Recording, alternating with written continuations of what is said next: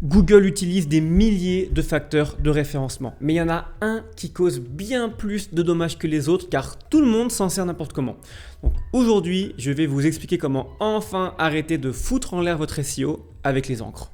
Et je mets ma main à couper que vous allez réaliser que vous aussi, vous faites la même erreur que tout le monde. Allez, on commence. L'encre, c'est le texte visible et cliquable sur un lien. Donc l'encre de lien, donc le texte du lien, elle est importante à la fois dans votre maillage interne et externe. Mais la stratégie, elle est complètement différente. Donc aujourd'hui, on va se focaliser sur vos encres de lien externes, c'est-à-dire les encres de vos backlinks. Comme vous le savez sûrement, le texte qu'on met comme encre sur un backlink va avoir un impact direct sur votre SEO. En général, ce qu'on fait, c'est qu'on veut mettre son mot-clé principal en guise d'encre pour que Google prenne en compte que telle page parle de tel sujet et qu'il associe les deux pour améliorer le SEO du site. Mais en vrai, c'est pas vraiment comme ça que ça marche. Déjà, il faut comprendre qu'il y a différents types d'encre.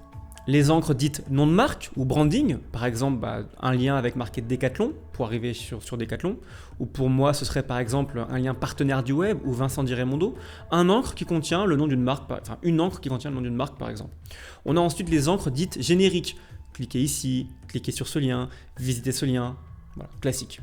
On a les liens directs, en fait c'est l'absence d'encre, on n'a pas de mots, on a directement le lien http://www.xxx.fr. On a les encres d'images, donc vous cliquez sur une image et ça ouvre un lien. Là ensuite, ça commence à devenir un petit peu intéressant. On a les encres semi-optimisées. Par exemple, nom de votre marque avec le mot-clé. Typiquement, pour moi, ce serait agence SEO, partenaire du web. On a ensuite les variations de mots-clés qui sont aussi des encres semi-optimisées. Par exemple, si mon mot-clé principal c'est agence SEO Bourg-en-Bresse, des variations, ça pourrait être agence de référencement à Bourg-en-Bresse ou consultant SEO à Bourg-en-Bresse. Et ça, c'est parfait pour diversifier son profil d'encre et diluer un peu le tout. Et enfin, le Graal, on a les encres optimisées. En gros, l'encre du lien, c'est exactement le mot-clé que vous ciblez avec votre page. Par exemple, agence SEO Bourg-en-Bresse. Et ce type d'encre, ce sont les encres de lien les plus puissants, mais aussi les plus dangereuses. Et c'est sur elles qu'on va s'attarder. En gros, à l'époque, on pouvait linker n'importe quelle page avec des encres optimisées sans problème. Ça permettait de donner l'indication à Google que le mot-clé principal pour cette page à qui on fait un lien, c'est ce mot-clé. Donc ça l'a poussé un petit peu dans les résultats de recherche. Mais aujourd'hui, c'est différent. Les encres optimisées sont non seulement dangereuses, mais aussi inefficaces. Et oui, vous avez bien entendu, elles sont inefficaces. Et je vais vous le prouver. Grosso modo, le ratio risque-bénéfice, aujourd'hui, il est complètement désavantagé. Et la raison est la suivante. Google n'a pas besoin d'une encre optimisée pour comprendre le contenu d'une page ou d'un lien. La preuve, en 2019, ils ont déposé un brevet. Je vous mettrai en description des articles qui expliquent, qui analysent en détail ce brevet, comme ça vous pourrez aller voir. Mais en gros, pour faire simple, c'est un brevet intitulé Anchor Tag Indexing in a Web Crawler System. En gros, ça décrit une méthode où Google identifie le texte situé à une distance prédéterminée autour d'un backlink, ce qu'on appelle l'annotation text, pour associer ce backlink à un sujet pertinent, autrement dit à un mot-clé. Donc même si l'encre du lien est générique, par exemple cliquez ici, Google comprendra le contexte du lien grâce à ce fameux annotation text et lui attribuera un mot-clé, peu importe l'encre, même si c'est marqué cliquez ici ou autre, peu importe. Donc les encres suroptimisées sont bel et bien rendues inutiles. Ce qui va compter, c'est d'autres métriques, comme le domain authority du spot, ou l'annotation text justement, mais pas l'encre. Et là vous pourriez me dire, ok mais finalement ça mange pas de pain, on peut quand même utiliser des encres optimisées, au cas où, voilà, on peut quand même placer son mot-clé dedans, ça fera pas de mal. Grossière erreur parce que en plus d'être inutile, c'est dangereux. Car comme vous le savez, les encres optimisées avec un mot-clé typiquement sur le web, c'est assez rare. Statistiquement, c'est beaucoup plus rare que d'autres types d'encres, comme les encres génériques ou une encre nom de marque ou un lien direct. Donc si vous en utilisez trop souvent par rapport à la moyenne des autres types d'encre, Google va repérer une anomalie et va comprendre que vous essayez de le prendre pour un con. Donc Google va te pénaliser quand même parce que tu auras voulu abuser d'une technique qui dans tous les cas aurait été inutile. Et là vous me direz peut-être, oui ok d'accord, on a compris, Google n'en a pas besoin, on va juste prendre des risques inutiles, mais quand même, moi dans mon expérience, j'ai remarqué que les encres optimisées, ça poussait mieux mes articles que des encres génériques. Alors comment tu l'expliques ? Deux choses. Premièrement, corrélation n'est pas causalité. En gros, c'est comme si vous constatiez que chaque fois que vous mettez vos plus belles chaussures, vous passiez vos meilleures soirées. Mais c'est pas vos chaussures qui attirent la chance, c'est juste que vous les portez pour les meilleures occasions. Et c'est ces meilleures occasions qui font que vous passez vos meilleures soirées. Bah, là, c'est pareil avec les encres optimisées. En gros, pour garder un profil d'encre cohérent, on réserve souvent ces encres optimisées pour ces meilleurs spots, les sites qui transmettent de l'authority, ceux qu'on paye le plus cher, bref, les backlinks les plus précieux. Donc forcément, c'est des backlinks qui vont plus pousser votre SEO, mais c'est pas l'encre qui aura poussé, c'est la qualité du backlink qui, au passage, vous a poussé à prendre une encre optimisée. En gros, comme les chaussures. La deuxième raison qui fait que vous constatez que vos encres optimisées ont un meilleur impact sur votre SEO, c'est juste parce que en faisant ça, vous mettez dans tous les cas votre mot-clé optimisé dans l'encre. Et l'encre fait partie du fameux annotation text. Donc Google le prend en compte pour assigner un sujet au lien, donc un mot-clé. Donc forcément, ça marche. Mais ça marcherait aussi bien en plaçant votre mot-clé ailleurs dans l'annotation text et en utilisant une encre générique moins risquée. Ou mieux, placez votre mot-clé principal ailleurs dans l'annotation text et réservez votre encre pour un nom de marque, un mot-clé secondaire, alternatif, peu importe, pour diversifier votre profil de lien et varier les sujets qui pointent vers vous. Donc, en résumé, les encres optimisées, il n'y en a pas besoin. La seule chose que ça fait, c'est en gros mettre une pancarte qui clignote sur votre site en disant à Google hey, oh, j'essaie de manipuler ton algo. Enfin, voilà. À bannir. Grosso modo, à bannir, il faut arrêter. Maintenant, la bonne nouvelle, c'est que les agences SEO sérieuses, comme partenaires du web, bien sûr, il faut qu'on fasse notre pub, on fait très attention aux encres qu'on utilise pour les backlinks de nos clients. Et on vous donne uniquement des backlinks puissants qui viennent de sites vérifiés et qui amélioreront vraiment votre référencement. En général, la meilleure stratégie de backlink consiste à obtenir des backlinks qui proviennent de sites avec une très grosse autorité, mais avec une encre qui n'est pas forcément particulièrement optimisée. De cette façon, lorsque Google crawl le site, il n'a aucune raison de penser que c'est un lien acheté, parce que l'encre n'est pas optimisée, et donc de vous pénaliser. Et vous en profitez au maximum du potentiel que peut vous apporter ce backlink. Et tant mieux parce que il coûte en général assez cher. Alors maintenant la question c'est, faut-il complètement arrêter d'utiliser des mots-clés exacts dans vos encres ? Comme on l'a vu, c'est une stratégie qui au mieux n'est pas aussi efficace qu'avant et au pire qui est juste inutile et risquée. Donc à vous de voir. On peut supposer que sur des SERP concurrentiels, une encre optimisée peut éventuellement rajouter un petit bonus. Bon, c'est possible. Après tout, tant qu'on reste sous les 5% d'encre optimisée, on ne prend pas de risque dans tous les cas parce que ça reste un ratio qui est cohérent. Donc on peut le faire, là pour le coup, effectivement, en l'occurrence ça ne mange pas de pain, mais ne vous focalisez pas dessus et faites toujours attention au ratio. Le ratio, on en reparlera juste après.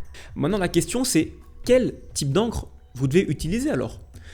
L'objectif, avant de vouloir booster son SEO, c'est surtout déjà de ne pas être pénalisé par Google. Et si on regarde les nombreux exemples de sites qui ont été pénalisés ces dernières années, on remarque qu'ils ont presque toujours un pourcentage d'encre optimisée anormalement élevé.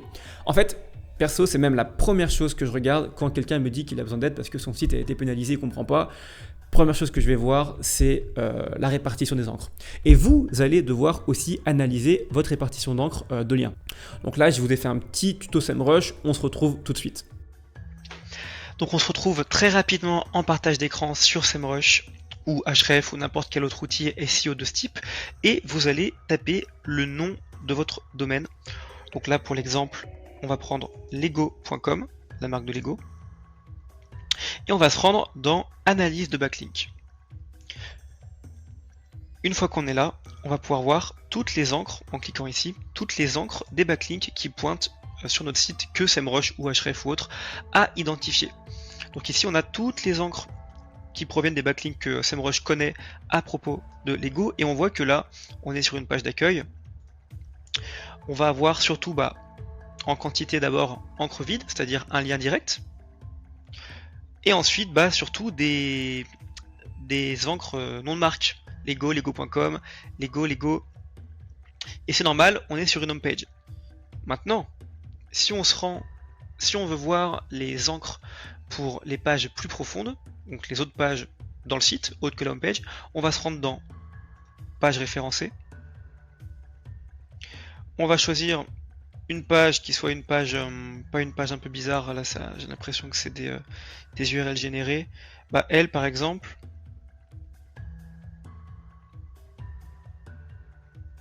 elle est très bien par exemple, on va prendre elle. Lego.com, apparemment c'est tous les Lego sur le thème de Star Wars, donc on va cliquer. Donc pour cette page là, et on va faire la même chose, on va se rendre dans ancrage.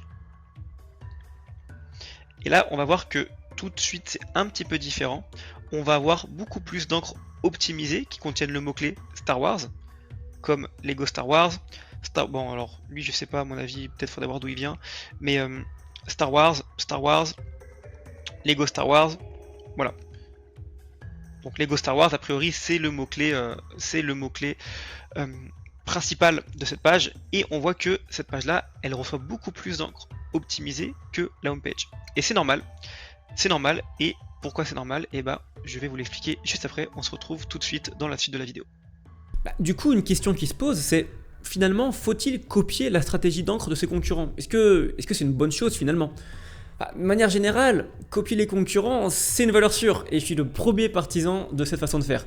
Mais là, je mettrai quand même deux réserves. Déjà, copier la répartition d'encre d'un site d'autorité, c'est risqué. Les sites d'autorité, ils ont construit énormément de confiance et d'autorité justement auprès de Google. C'est pour ça que c'est plus acceptable pour eux d'avoir un gros pourcentage d'encre optimisée. Si vous les copiez, vous allez probablement vous faire pénaliser si vous avez un nouveau site ou une nouvelle marque. Parce que votre site, il n'aura pas la même confiance et la même autorité pour se le permettre. Deuxièmement, vous ne prenez pas en compte le pourcentage d'encre du site concurrent au complet. Oui, comment ça se fait que certaines pages de vos concurrents se portent bien malgré une stratégie d'encre agressive avec plein d'encre optimisée? Tiens, comme je le disais, parce qu'ils auront souvent la confiance et l'autorité nécessaires pour se le permettre, mais aussi parce qu'ils auront parfois un pourcentage élevé d'encre de lien sous-optimisé sur le site au global, sur d'autres pages, comme la page d'accueil par exemple. Ce que je veux dire, c'est que si vous examinez leurs encres au complet sur tout le site, vous remarquerez que la plupart seront des noms de marque ou des encres génériques.